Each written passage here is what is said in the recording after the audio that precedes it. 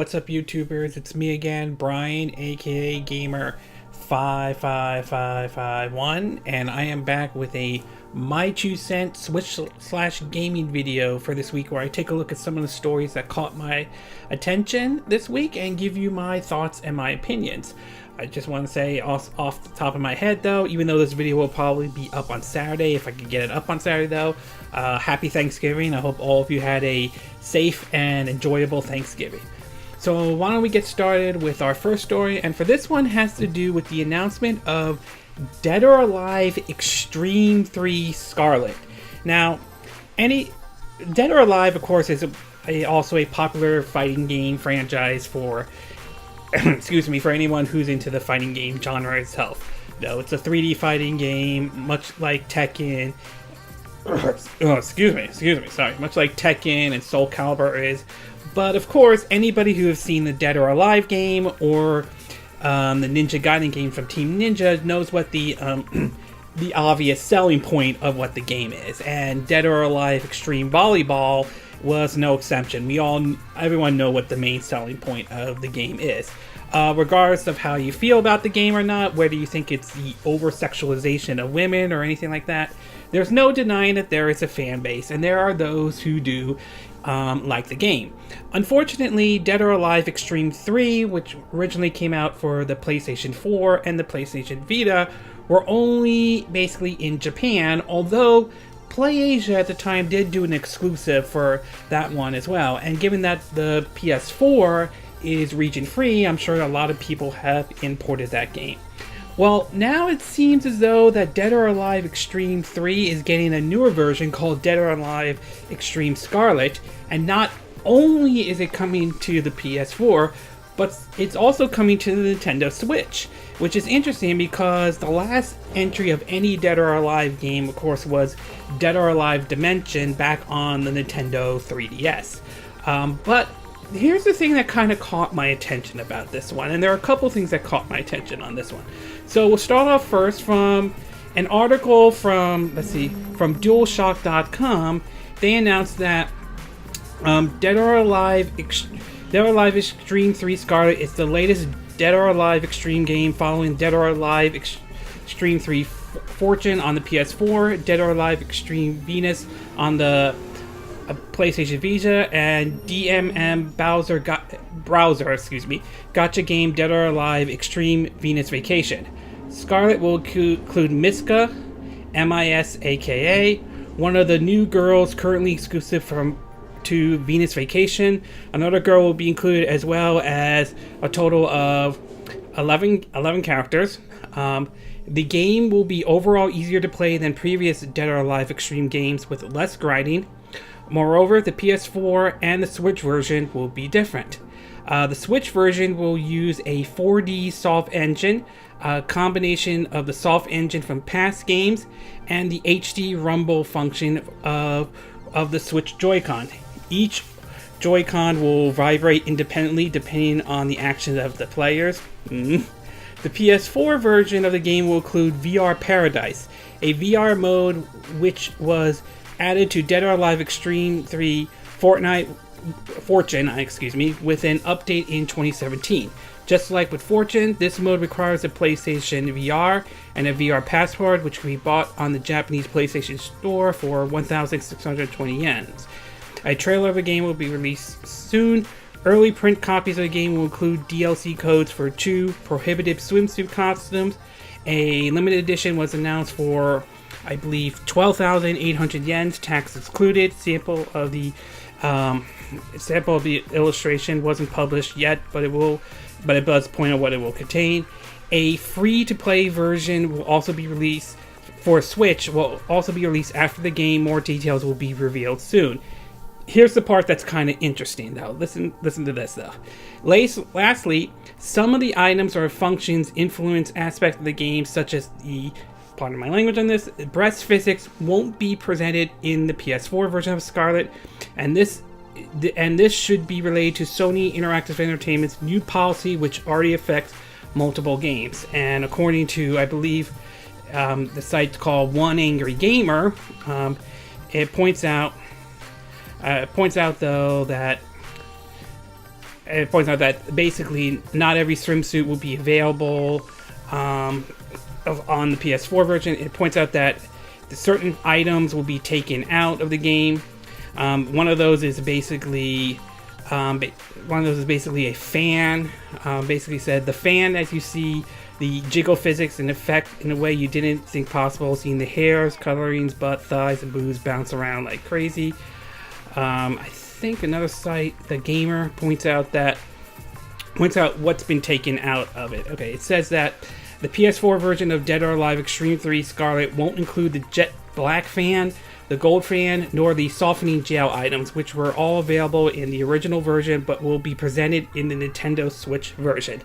The jet black fan made the characters have a wardrobe malfunction at any time, which can only happen by accident in the PS4 version of Dead or Alive Xtreme 3 Scarlet. The gold fan created a strong gust of wind that pushed up loosening fitting clothes and blows the hair around. The softening gel increased the jiggle physics to the point where the rules of Earth's gravity seem to no longer apply. Though the only one advantage the PS4 version will have is that it will run at 60 frames per second, while the Switch version will run at 30 frames per second. It's supposedly the PS4 version will run at 1080p, while the Switch version in TV mode will be at 900p and 720p in portable. So here's the thing that kind of sticks out to me the most, and this almost is kind of like a complete reversal for what Nintendo did, and that is the fact that, and I'm trying to digest, is that the PS4 version is going to be toned down. Meanwhile, the Switch version is not. Think about that for a second. The PS4 version though is being toned down, but the Switch version, Nintendo, which some have pointed to as being family-friendly, kid-friendly oriented, is getting a version that is going to not be the uncensored version. I was kind of surprised by this. I really was. The fact that Nintendo is okay with an uncensored version of this, but Sony seems to have an issue with it. It's like a complete reversal to what Nintendo had did back in the 80s and 90s, where they were very strict on certain things to be shown, including certain religious symbols, certain violence, and certain content and so forth. But lately, they kind of been sort of opening up a little bit more than they were in the past. I'm not saying they're perfect, but this is pretty amazing that they are allowing this to happen. As far as release dates goes, right now, if I'm not mistaken, they're basically saying that the game is scheduled to come out in Japan only on March 20. It says March 20th. Though, as of right now, there is no word on a US release date at this time. That said, given the fact that the PS4 is region free and so is the Nintendo Switch, obviously there will be, I'm sure people will import this game if they're into this one. So, overall, it's nice that Dead or Alive is coming to the Nintendo Switch, even though it may not be the version for everybody though, or this is the Dead or Alive game they want. But the fact that the Switch version is getting an uncensored version and the PS4 isn't, kind of sort of blows my mind a little bit on this one. Okay, we're going to take a quick break, and when we get back, we're going to get to part 2, and this one has to do with Pokemon Let's Go, and supposedly it seems to be off to a very good start. So we'll take a quick break, and we will be right back.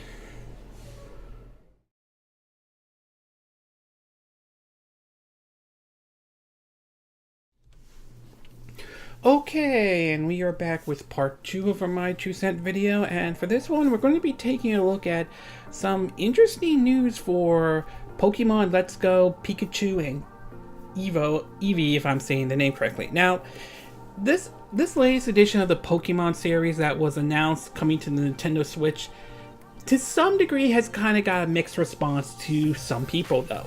While some people are definitely looking forward to this game, I've yet to try it. I've never tried a Pokemon game out before, so I'm going to try these out myself and see how it is. Not everybody is a big fan of it. Some of people are complaining that it's that it's catering to the casuals. There's also been reports that some people have review bombed Pokemon, Let's Go Pikachu and Eevee and so forth. So not everybody seems to be thrilled with it, although some have pointed out that this is sort of like a minority toxic fan base and all of that stuff, although debatable depending on who you ask. Well, regardless of what your opinion about Pokemon Let's Go Pikachu and Eevee, regardless of whether you like the direction they went with this Pokemon game or not, it seems as though that it's off to a good start, and that hasn't stopped excuse me. I mean, despite those who review bomb the game, it hasn't stopped the game in general. In several different articles, we'll start off the first one with IGN. It's reported that Pokemon Let's Go Pikachu and Let's Go Eevee have sold 3 million copies in just 1 week and have become the fastest selling Nintendo Switch title since the system launched in March 2017. VI GameStu, GMATSU, this feat was announced by the Pokemon Company and shows strong interest in the titles that are part of a remake of Pokemon Red, Blue, and Yellow and part hybrid with Pokemon Go. For reference, The Legend of Zelda Breath of the Wild sold 1.3 million copies in its first 28 days, and Super Mario Odyssey crossed the 2 million mark in only 3 days, but didn't quite catch these new Pokemon titles in the first week. Excuse me. Obviously, it's important to note that there are many more Nintendo Switch units in the wild, nearly 22 million as of the end of October 28th, since those titles launched, but this achievement is still an impressive one. Meanwhile, according to Destructoid, it seems as though that Pokemon Let's Go certainly gave a boost in the Japanese chart. According to Destructoid, it says, quote, and again, links are in the description of this video, according to Media Creates data, Pokemon Let's Go Pikachu and Eevee sold through 661,240 units in its initial 3-day debut, a figure that includes bundle edition with Switch hardware. The next closest game is Fallout 76, with 73,489 units sold this past week. Yep, it's a massive drop-off from there, with Super Mario Party and Call of Duty Black Ops 4 to follow. The real key piece of info here is just how much Pokemon Let's Go lit up the Switch hardware sales. As bolstered by the aforementioned bundle, the Switch sold about 200,850 units, followed by the PS4 at 17,789 units, a combined for the PS4 and the PS4 Pro. The mobility of the Switch and Pokemon as a whole makes for a great combination. So obviously it seems that despite how some people who have misgivings about Pokemon Let's Go Pikachu and Eevee, it appears as though that wasn't enough to stop the game, and it seems to be off to a really good start, not only worldwide but also in Japan as well. It'll be interesting to see how those numbers, if those numbers continue to climb, and how fast they will climb indeed. But it's also going to be interesting to see should this game become a success, and it's sounding more likely it will. Is this the direction we could see the Pokemon series go? Although we do know that a new mainline Pokemon game is in the work, and supposedly we'll hear more about it sometime next year. I'm very curious, even though I'm not really a big Pokemon fan, I'm very curious to see exactly what direction Nintendo and Game Freak decide to take the Pokemon series, whether they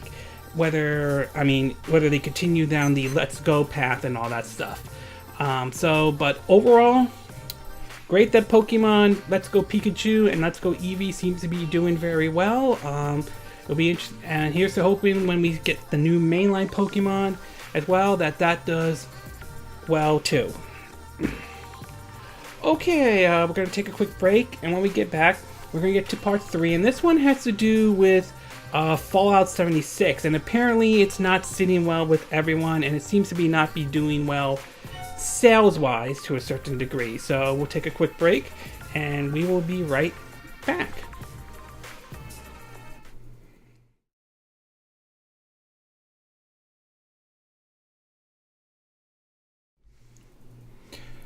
Okay, and we are back with part 3 of our My 2 Cent video for this week. And for this one, we're going to be taking a look at Fallout 76. And apparently it doesn't seem to be doing very well, though. So I'm sure most of you saw at E3 during Bethesda's press conference, they announced several games, along with games like Starfield and Elder Scrolls 6. Another game in the Fallout series was announced, which was Fallout 76, which was dubbed as sort of this multiplayer, always online experience, though. And that drew kind of a mixed response to a lot of people. While some people thought the idea was good, others were not really thrilled with it. And when they had the beta come out, there were some who liked it, but not everybody not everyone liked it. Some of them pointed out some technical issues and all that stuff.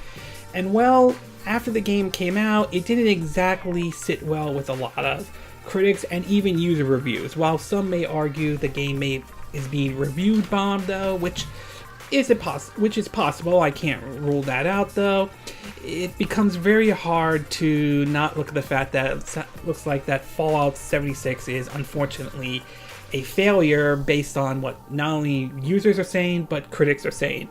And it looks as though the game is getting a discount just several days after the game had just came out. So in an article from Aulx Altchar,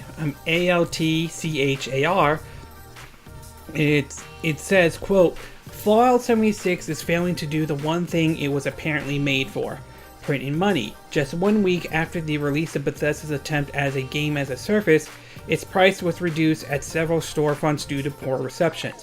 Reviews for Fallout 76 are almost as much of a mess as the game is, and it's showing just 7 days after its initial release.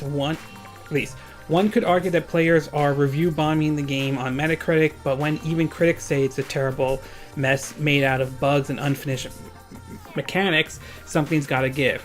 Well, it turns out that retailers are getting close to giving Fallout 76 copies away, as they are already slashing the price and planning to discount the game even more come Black Friday, which, as of this recording of this video, is today. PS4 and Xbox One version of games were priced at £45.95 on the game collection at the time of this writing, which is still the regular range of AAA games. On the other hand, Amazon UK already offer the game for around 12% off at £39.95 with a disclaimer that the discount came from Black Friday.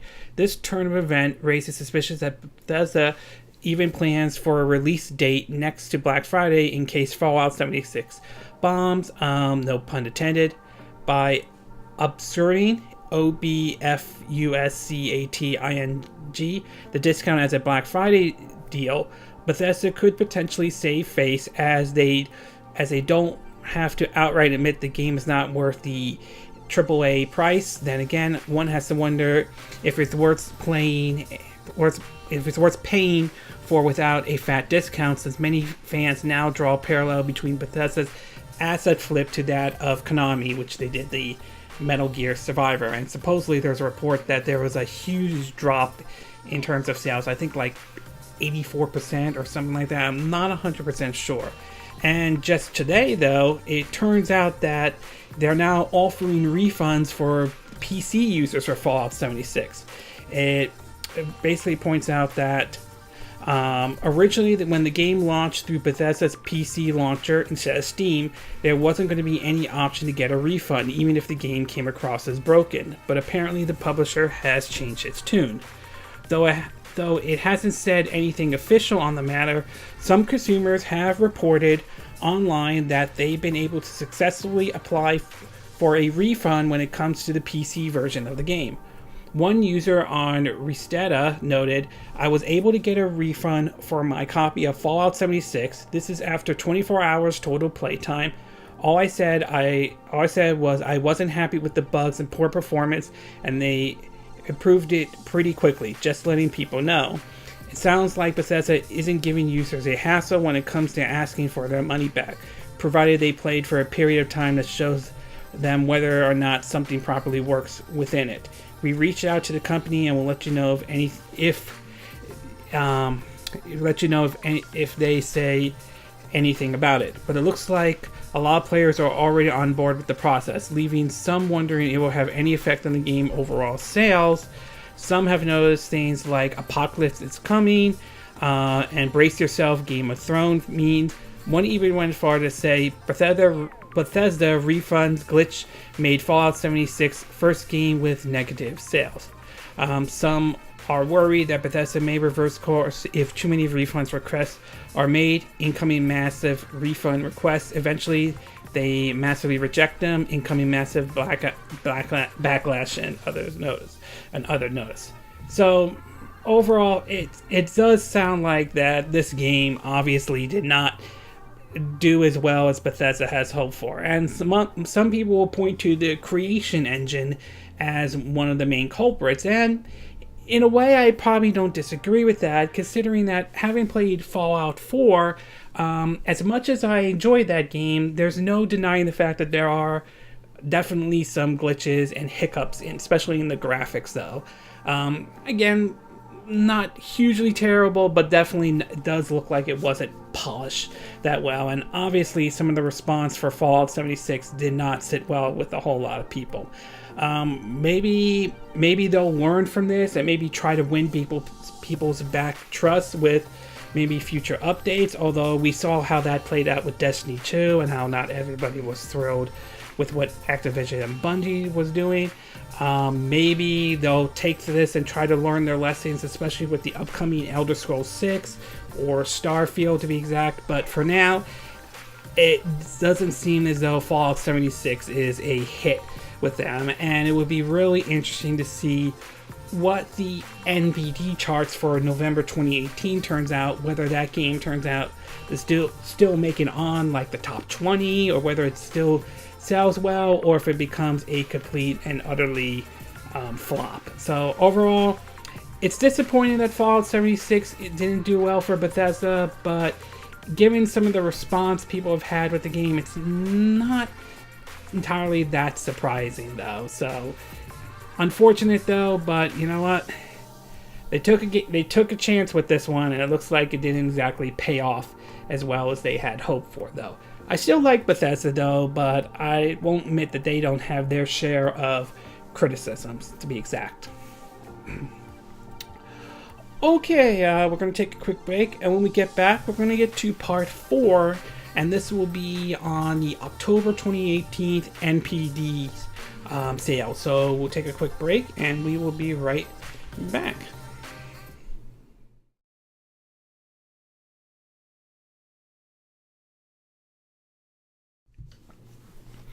Okay, and we are back with our fourth and final part of our My Choose It video, and for this one, we're going to be taking a look at October 2018 NPD sale. So, I'm sure all of you are aware that as we get closer to the end of the month, though, NPD releases their charts of what were the best-selling games for last month, and this month, I was kind of a little bit surprised, though.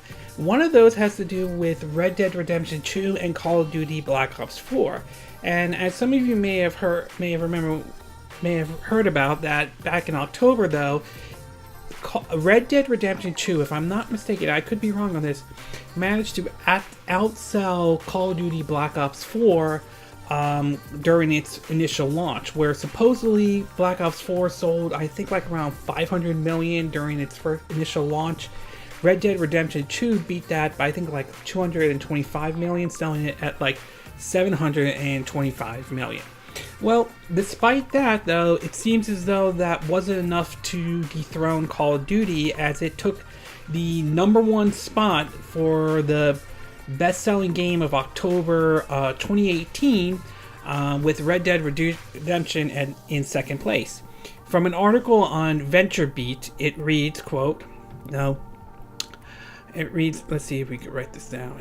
It says, Call of Duty Black Ops 4 and Red Dead Redemption 2 were the biggest drivers of that growth, and note the combination power broke some of the NPD records.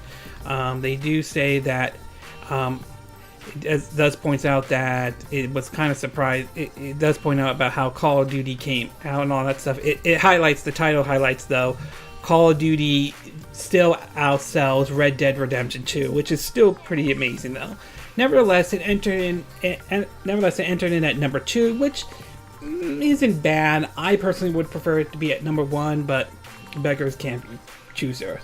Down on the list, however, we have Assassin's Creed Odyssey at number 3, NBA 2K19 at number 4, Super Mario Party at number 5, Soul Calibur 5, I believe that's the number, I'm not 100% sure. Yeah, it might be Soul Calibur 5 at number 6, FIFA 19 at number 7, Spider-Man at number 8, Madden 19 at number 9, WWE 2K19 at number 10, Forza Horizon 4 at number 11, Lego City DC Supervillains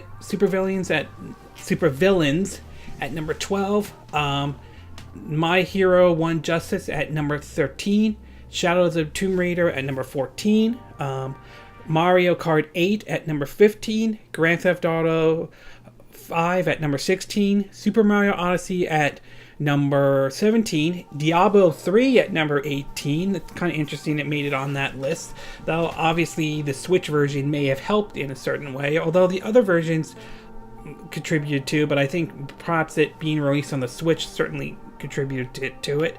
Number 19, The Legend of Zelda Breath of the Wild, and NHL 19 at number 20. In terms of the breakdown as the best-selling game so far for this year, obviously Black Ops 4 ranks at number 1 with Red Dead Redemption at number 2. Down on the list though, Far Cry 5 comes in at number 3, Spider-Man comes in at number 4, NBA 2K19 comes in at number 5, God of War 2018 at number 6, Monster Hunter World at number 7, Madden 19 at number 8, excuse me, Grand Theft Auto 5 at number 9, and Call of Duty World War II at number 10. In terms of each of the individual systems though, both on Xbox One and PS4, Call of Duty came in at number 1 with Red Dead Redemption number 2. So looking at this though, in terms of best-selling games of October 28th, Call of Duty at number 1, Red Dead Redemption at number 2. Top best-selling games so far this year, Call of Duty at number 1, Call of Duty Black Ops 4 at number 1, Red Dead Redemption number 2.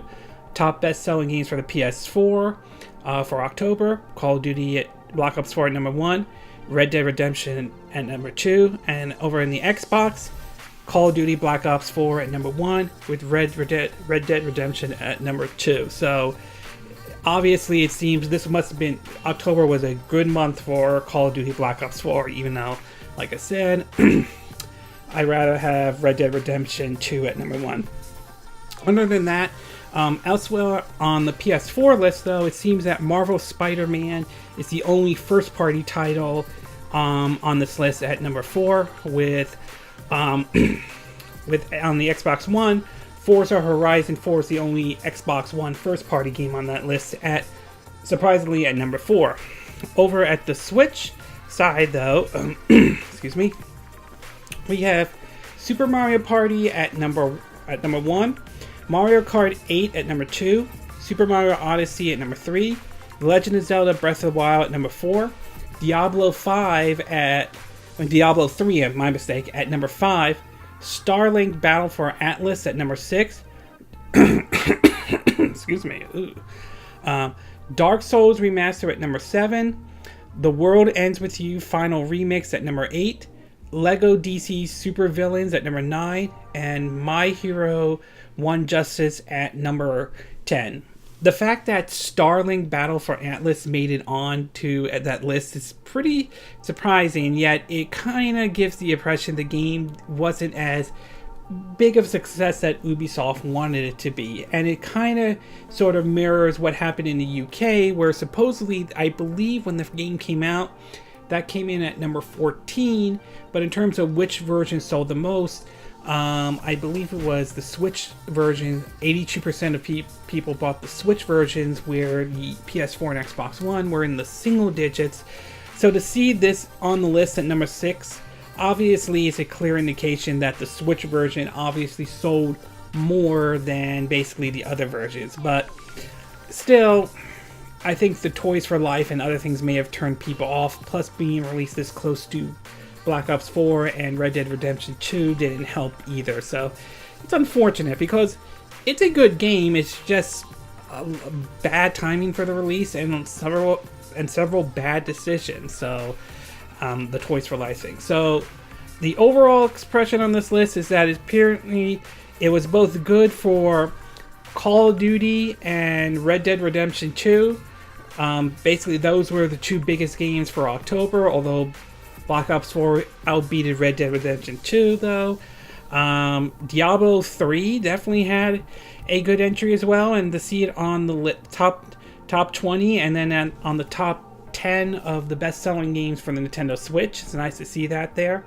And Starlink Battle for Atlas to make it in at number 6, obviously, like I said, mirrors like what we saw in the UK as well. So obviously the game did well on the Nintendo Switch though, but I have a feeling the game wasn't the success that Ubisoft wanted to. But overall, kudos to Activision and Rockstar. I'm sure they must be very pleased given how Red Dead Redemption 2 and Call of Duty Black Ops 4 did. So overall, very interesting. It's going to be really interesting to see what November's 2018 NPD sale is, especially after Black Friday and so forth, and see what games really sold the most, especially on Black Friday. Hopefully we'll know perhaps maybe around like December 23rd, or since NPD tends to put out these numbers and all that stuff. So we'll have to wait and see, but overall, obviously good news for Activision and Rockstar.